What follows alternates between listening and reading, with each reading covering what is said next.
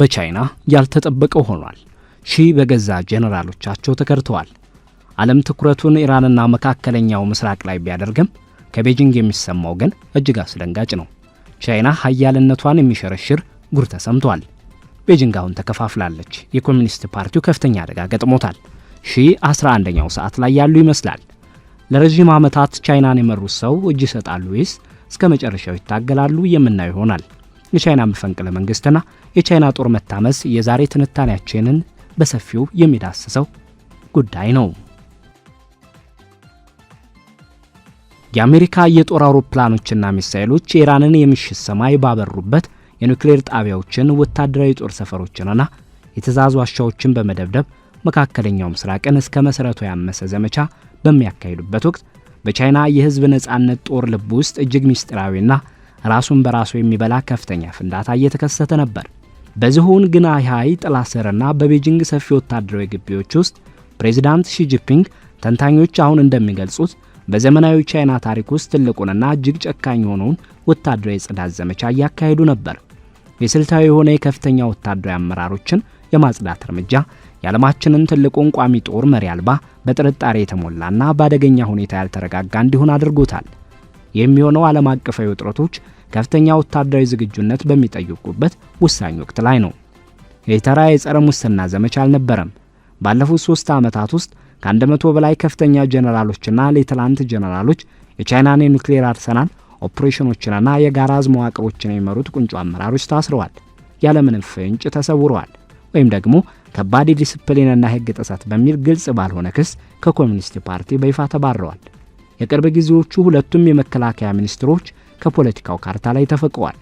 የቻይና የኒውክሌር ሚሳኤሎች ጠባቂና በታይዋን ላይ ሊነሳ ለሚችል ማንኛውም ግጭት ግንባር ቀደም ተሰላፊ ሆነው የሮኬት ኃይል አጠቃላይ አመራር ሙሉ በሙሉ በሚባል ደረጃ ተተክቷል። በአንድ ወቅት እጅግ ኃያል የነበረውና በሺ ሰብሳቢነት የሚመራው ማዕከላዊ ወታደራዊ ኮሚሽን አጽም ብቻ ሆኖ እስኪቀር ድረስ ተመናምኗል። ይህም ሺ ጂንፒንግ ራሳቸውና የጦር ኃይሉ የዲሲፕሊን ቁጥጥር መሳሪያ ኃላፊ ሆኖት ጀነራል ዣንግ ሸንግሚን ብቻ የቀሩበት ሁኔታ ተፈጥሯል። የዚህ ድርጊት ወቅታዊነት ደግሞ ሁኔታውን ይበልጥ ከባድ ያደርገዋል። የአሜሪካና የኢራን ዲፕሎማቶች በቻይናና በፓኪስታን ድብቅ ድርድር የታጀበ ለሳምንታት ሲካሄድ የነበረውን የቦምብ ድብደባ ለማቆም ለ2 ሳምንታት የሚቆይ የተኩስ አቁም ስምምነት ላይ በደረሱበት ወቅት ሺ ጂንፒንግ በቤጂንግ በሚገኘው የብሔራዊ መከላከያ ዩኒቨርሲቲ ከከፍተኛ የጦር መኮንኖች ከፍተኛ የስልጠና ክፍለ ጊዜ ጠርተው ነበር። ተሳታፊዎቹ ከያንዳንዱ እዝ፣ ከያገልግሎት ዘርፎች፣ ከጋራ ኦፕሬሽን እዝ ማዕከልና ከማዕከላዊ ወታደራዊ ኮሚሽን መምሪያዎች የተውጣጡ አዛዦች ነበሩ። እነዚህም አሁን እየተካሄደ ባለው የጽዳት እርምጃ ከፍተኛ ጉዳት የደረሰባቸው ክፍሎች ናቸው። በመክፈቻ ንግግራቸው ላይ ሺ የህዝብ ጦርን ንጽህናና ክብር ለመጠበቅ ሲሉ የርዕዮተ ዓለም ማስተካከያና የፖለቲካ ስልጠናን ማጠናከር እንዲደረግ ጥብቅ ትዕዛዝ አስተላልፈዋል። በምዕራቡ ዓለም ግንባር ቀደም የቻይና ወታደራዊ ጉዳዮች ባለሙያ የሆኑት ቴይለር ፍራቨር ይህንን ስብሰባ እጅግ ትኩረት የሚስብና በይዘቱም ሆነ በቋንቋው ታይቶ የማይታወቅ ሊሆን እንደሚችል ገልጸዋል። በመላው ወታደራዊ ተቋም ውስጥ የሚገኙ ከፍተኛ መኮንኖችን ያሳተፈና ግልጽ በሆነ ጭብጥ ላይ ያተኮረ ስብሰባ በአንጻራዊ ሁኔታ ልዩ ነው ሲሉ ፍራቨል ገልጸዋል። የርዕዮተ ዓለም ማስተካከያ የሚለው ሐረግ በቀጥታ እንደ አውሮፓውያን አቆጣጠር በ1940ዎቹ ወደ ነበረው የማኦ ዜዱንግ የያንጋን ማስተካከያ ንቅናቄ የሚያመላክት መሆኑን ጠቁመዋል። ይህም ተቀናቃኞችን በመጨፍለቅና የርዕዮተ ዓለም አንድነትን በማስገደድ ስልጣንን ለማጠናከር የተካሄደ ጨካኝ የውስጥ የጽዳት ዘመቻ ነበር። ፍራቨል ይህ እርምጃ በጦር ኃይሉ ውስጥ ሙሉ በሙሉ የተቀናጀ የፖለቲካ ዘመቻ መጀመሩን ሊያሳውቅ እንደሚችል አስጠንቅቀዋል። ከቤጂንግ የሚወጣው ይፋዊ መግለጫ ግን አሁንም የማይናወጥ ነው። ይህም እርምጃ ሁሉ ሙስናን ከስሩ ለመንቀል የታለመ ነው ይላል። ሆኖም ግን ከመረጃ ድርጅቶች ግምገማዎች፣ በተለያዩ የጥናት ተቋማት ከሚደረጉ ግልጽ ምንጮች ክትትልና ከስርዓቱ ውስጥ በድብቅ ከሚወጡ መረጃዎች የሚገኙ እየጨመሩ ያሉ እይታዎች ይበልጥ የጨለመ ምስልን ያሳያሉ። ይህም በሺ ጂንፒንግ የተደረገና የከሸፈ የስልጣን ሽሚያ በጀነራሎቻቸው ዘንድ ከፍተኛ ተቃውሞ ቀስቅሶ አሁን የቻይናን ወታደራዊ ማሽን ሽባ ወደሚያደርገው አስከፊ የጽዳት ዘመቻ እንዳመራ ይጠቁማሉ። የዚህ የጽዳት ዘመቻ መጠን እጅግ አስገራሚ ነው። እንደ አውሮፓውያን አቆጣጠር ከ22 ጀምሮ ሁኔታዎችን በጥንቃቄ ሲከታተል የቆየው ስትራቴጂክና ዓለም አቀፍ ጥናት ማዕከል መረጃ እንደሚያመለክተው ቢያንስ 101 የፒኤልኤ ከፍተኛ መኮንኖች በጀነራልነት ወይም በሌተናንት ጀነራልነት ማዕረግ ያሉ መወገዳቸው፣ በይፋ መባረራቸው ወይም ከህዝብ እይታ መሰወራቸው ተረጋግጧል። ከነዚህ ውስጥ 36ቱ በይፋ የተባረሩ ወይም የተነሱ ሲሆን ሌሎቹ 65ቱ ግን በጥርጣሬ ውስጥ ይገኛሉ። ይህም በቁልፍ የስልጣን ቦታዎች ላይ የነበረውን ተደጋጋሚ ለውጥ ስናሰላ የጦር ኃይሉን 52 በመቶ ያህል ከፍተኛ አመራር የሚወክል ነው። የሮኬት ኃይል የመጀመሪያውን አስከፊ ምት ያስተናገደው እንደ አውሮፓውያን አቆጣጠር በ23 ነበር። አዛዦቹ ጀነራል ሊዩ ቻኦን ጨምሮ በሚሳኤል ግዥና በመሳሪያዎች ብልሽት ላይ በተፈጸመ የሙስና ወንጀል ክስ ከስልጣናቸው ተነስተዋል። ሁሉም አራቱ የቀድሞ አዛዦች ማለትም አጠቃላይ ከፍተኛ አመራሩ ሙሉ በሙሉ ተጠርገው ወጥተዋል። የቻይናን አህጉር አቋራጭ ባላስቲክ ሚሳኤሎችን፣ ሃይፐርሶኒክ የጦር መሳሪያዎችንና የኒውክሌር መከላከያ ኃይልን የመምራት ኃላፊነት ያለበት የክፍል በስትራቴጂክ አመራር ላይ ውስን ልምድ ባላቸው ተተኪ መኮንኖች እጅ እንዲወድቅ ተደርጓል።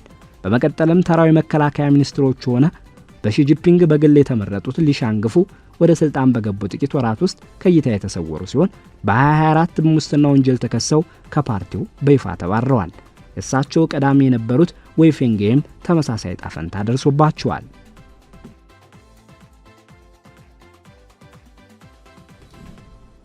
እውነተኛው የመሬት መንቀጥቀጥ የተከሰተው በጥር ነበር።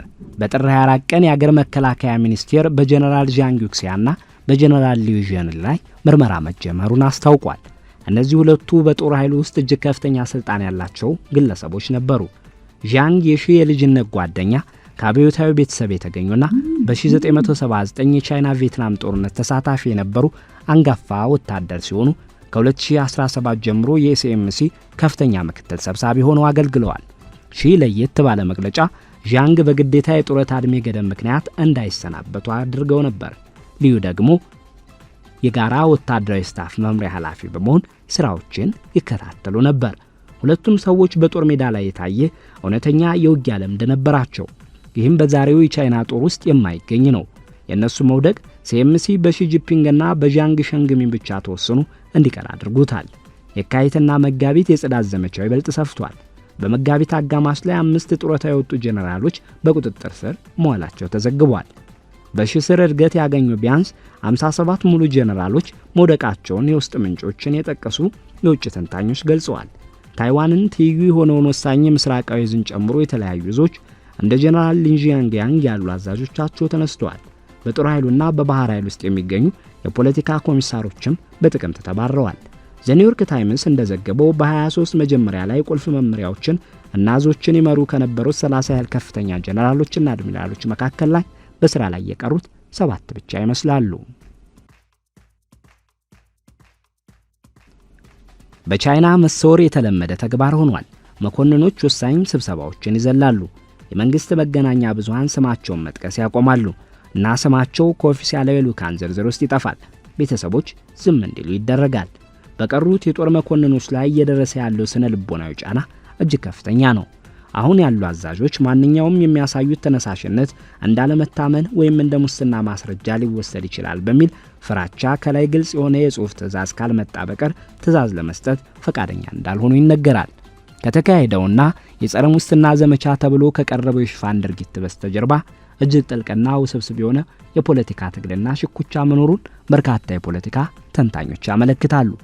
ፕሬዚዳንት ሺጂፒንግ ወሳኝ የሆኑ ወታደራዊ ተግባራትን በተለይም የሚሳኤል ማስወንጨፍን በቀጥታ በእጃቸው ለማስገባትና ስልታዊ ቁጥጥር ለማድረግ ከፍተኛ ግፊት ሲያደርጉ ቆይተዋል። የእርምጃቸው ደግሞ የተለመደውንና የቆየውን የወታደራዊ ዕዝ ሰንሰለት ወደ ጎን የሚገፋ ነበር። በአንድ ወቅት የሺጂፒንግ የቅርብ የልብ ወዳጅ ተደርገው ይታዩ የነበሩት ጄኔራል ሻንግ ዩክሲዮን ጨምሮ ከፍተኛ ጄኔራሎች ይህንን የፕሬዝዳንቱን ፍላጎት በጽኑ ተቃውመውት እንደነበር ተዘግቧል። እነዚህ ከፍተኛ መኮንኖች እንዲህ ያለው ስልጣንን በአንድ ማዕከል የመሰብሰብ አባዜ ወታደራዊ ክንዋኔዎችን ለከፍተኛ አደጋና ለሥራ መበላሸት እንደሚያጋልጥ እንዲሁም የሙያ ብቃትን ለፖለቲካዊ ታማኝነት ሲባል መሰዋት መሆኑን በማንሳት አስጠንቅቀው ነበር። ይህ የተቃውሞ እንቅስቃሴ ምንጮች እንደሚጠቁሙት በፕሬዝዳንት ሺጂፒንግ ዘንድ እንደ ትልቅ ስጋት ተቆጥሮ እንዲቀረጽ ሆኗል። መጀመሪያ ላይ እንደ ፖሊሲ ልዩነት ተጀምሮ የነበሩ አለመግባባት ደረጃ በደረጃ እያደገ በመሄድ የሺን የቅርብ አጋሮችና የውስጥ የስልጣን ክበብ አባላትን ጭምር እስከ መዋጥ የደረሰ የጽዳት ዘመቻ ሆኖ አርፎታል። የቀድሞው የአሜሪካ ብሔራዊ ደህንነት ምክር ቤት የቻይና ጉዳዮች ዳይሬክተር ጆናታን ሲዚን የጀነራል ዣንግ ከስልጣን መወገድ ማለት አሁን ባለው ወታደራዊ አመራር ውስጥ ማንም ቢሆን ደህንነቱ የተጠበቀ አይደለም ማለት ነው ሲሉ ሁኔታውን ገልጸውታል። የኤዥያ ሶሳይቲ ፖሊሲ ኢንስቲትዩት ባልደረባ የሆኑት ኒል ቶማስ ባደረጉት ስሌት መሰረት በ22 በቁልፍ የፓርቲ ወታደራዊ ኮሚቴዎች ውስጥ ተሹመው ከነበሩት መኮንኖች መካከል ወደ 2/3 የሚጠጉት ከዚያ ወዲህ ወይ ተባረዋል ወይ ደግሞ ደብዛቸው ጠፍቷል። ቶማስ ጨምረው ሲገልጹም ሺጂፒንግ ከእርሳቸው በፊት በነበሩ መሪዎች ታይቶ በማይታወቅ ሁኔታ የህዝብ ነጻነት ጦርን ከፍተኛ አመራሮችን አከርካሪ ሰብረውታል ብለዋል። በብሔራዊ መከላከያ ዩኒቨርሲቲ የተካሄደው የስልጠና ክፍለ ጊዜ የዚህ ውስጣዊ ግጭትና የሂሳብ ማወራረጃ ድርጊት ይፋዊ መገለጫ ነበር። ፕሬዝዳንት ሺ የርዕዮተ ዓለም ማስተካከያ በማለት ያቀረቡት ጥሪ የቃል ከማው ዘመን በኋላ እምብዛም ተሰምቶ የማይታወቅ ነው። ተራ ንግግር ብቻ አልነበረም። የንግግር አንድ ወቅት የውስጥ አዋቂ የነበሩ ግለሰብ እንደገለጹት የፓርቲ አባላትን ወደ ታዛዥ መሳሪያዎች የለወጠውን የያንጋአን ዘመቻ የሚያስተጋባ ነው። እንደ ጋኦ ሆ ያሉ የታሪክ ምሁራን እነዚያን ንቅናቄዎች የቻይና ኮሚኒስት ፓርቲ መጀመሪያዎቹ ሰፊ ይዘት ያላቸውና ተቀናቃኞችን ለማስወገድ እንዲሁም ነጻ አስተሳሰብን ለመጨፍለቅ ታስበው የተዘጋጁ የውስጥ ፖለቲካዊ ጽዳት ዘመቻዎች እንደሆኑ ይገልጿቸዋል። የድርጊት በወታደራዊ ክንዋኔዎች ላይ የሚያስከትለው መዘዝ እጅግ ጥልቅ ነው።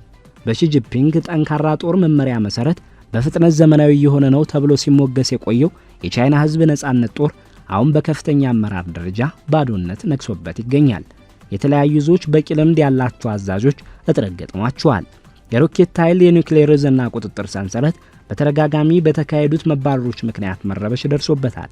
የዘመናዊ ጦርነት መሰረት የሆኑት የጋራ ኦፕሬሽኖች አሁን የተመሰረቱት ከላይ የሚመጣ ዝርዝር ትዕዛዝ ሳይኖር እርምጃ ለመውሰድ በሚፈሩና በሽብር በተዋጡ መኮንኖች ላይ ነው።